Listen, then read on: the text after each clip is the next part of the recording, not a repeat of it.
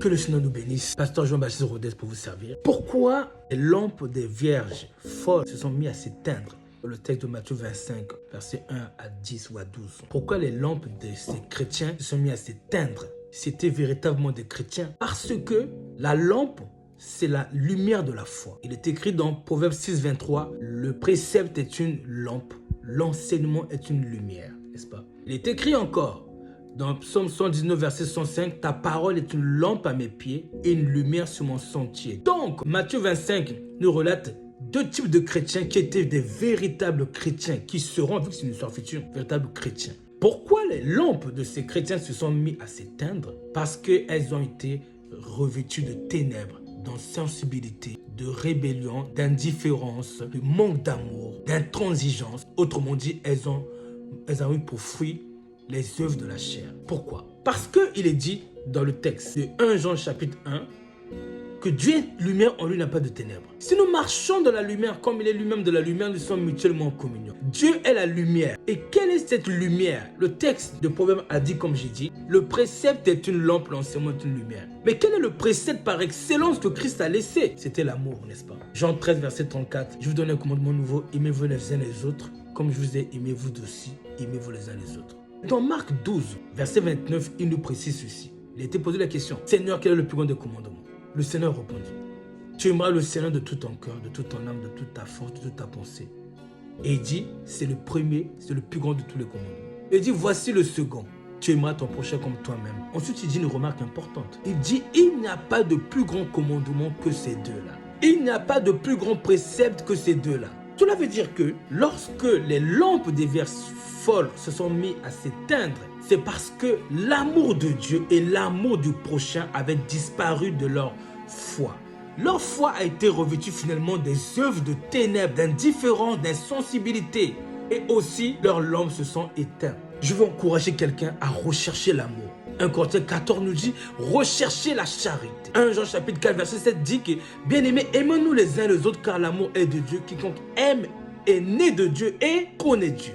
Je veux encourager quelqu'un à rechercher l'amour. Je veux encourager un enfant de Dieu ou un serviteur de Dieu à prêcher l'amour. Pourquoi? Parce que l'amour est le plus grand des commandements. L'amour de Dieu, l'amour de son frère, de sa sœur, de son prochain autour de soi. C'est ce message d'amour qui devrait être prêché avec insistance et insistance.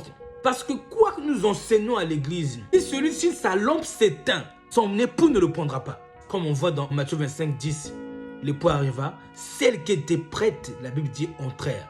Mais remarquons ceci, les vierges folles et les sages avaient toutes des lampes allumées avant qu'on arrive au milieu de la nuit. Et au milieu de la nuit, on a dit, voici l'époux, voici les vierges folles, leurs lampes ont commencé à s'éteindre.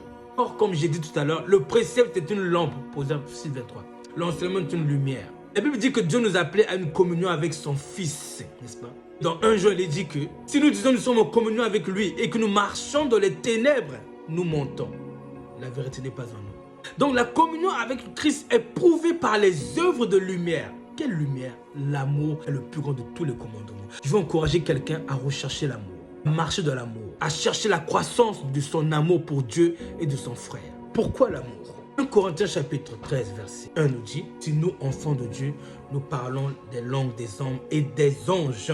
Si nous n'avons pas l'amour, nous sommes des reins qui résonnent et une cymbale qui retentit. Verset 2.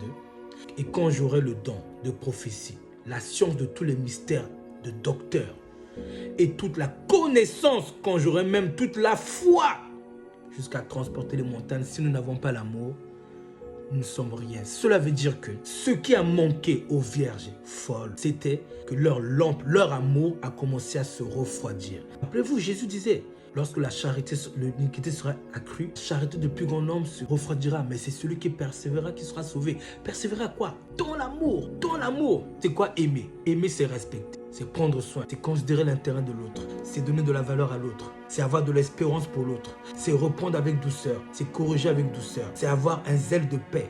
Une attitude de paix. Des approches de paix. Mais c'est encourager. C'est soutenir. Aimer, c'est recadrer le frère ou la sœur avec respect, sans l'humilier.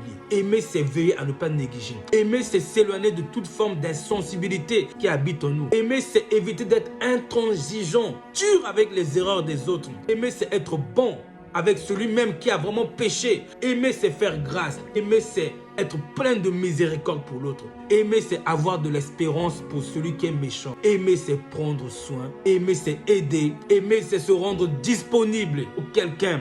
Aimer, c'est partager son pain avec celui qui a faim. Aimer, c'est encourager, c'est soutenir. Que Dieu nous donne de marcher dans l'amour comme le Christ nous a ordonné. Amen, soyez bénis.